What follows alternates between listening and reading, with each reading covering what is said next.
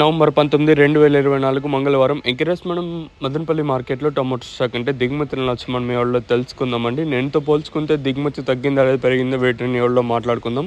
ఇంకా channel subscribe చేయని వాళ్ళు అలాగే లైక్ చేయని వాళ్ళు వెంటనే లైక్ ప్లస్ సబ్స్క్రైబ్ చేసుకోండి. మీకు ఈ కుడి చేతి పక్కనే సబ్స్క్రైబ్ బటన్ ఉంటుంది, అలాగే ఎడమ చేతి పక్కనే లైక్ బటన్ ఉంటుంది.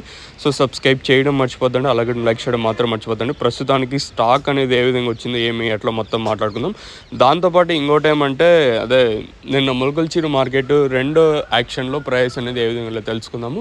అంటే నిన్న ఫస్ట్ యాక్షన్ వరకు మార్కెట్ వచ్చేసి 600 లోపల అయితే జరిగింది, 650 లోపల. తర్వాత యావరేజ్ తీసుకున్నా కూడా బాగానే పెరిగింది. అలాగే మూడు యాక్షన్కి వచ్చేసరికి కూడా పర్వాలేదు, 450 ఇంకా 750 రూపాయల వరకు అయితే నేను ములకల్చీరు యావరేజ్ 450 ఇంకా 750 లోపల అయితే మార్కెట్ అయితే నడిచింది. అది ములకల్చీరు అప్డేట్ వచ్చేసి. ఇంకా స్టాక్ విషయానికి వచ్చినట్టయితే పెద్దగా మార్పు అయితే లేదు, ఇంచుమించు నిన్నట్లాగే ప్రస్తుతానికి అయితే స్టాక్ అయితే ఉంది. ఒక 5 ఇంకా 10% కొంచెం అటు ఇటుగానే తక్కువగానే దిగుమతులు అయితే వచ్చాయి, ప్రస్తుతానికి అయితే పెరగలేదు. మరి ఈ పొద్దున ఇంకా అంటే టీవీఎస్ మండి స్టార్ట్ అనే ఇన్ఫర్మేషన్ అయితే వచ్చింది. నేను ఆల్రెడీ వీడియో పెట్టేశాను, తర్వాత ఇన్ఫర్మేషన్ అయితే వచ్చింది.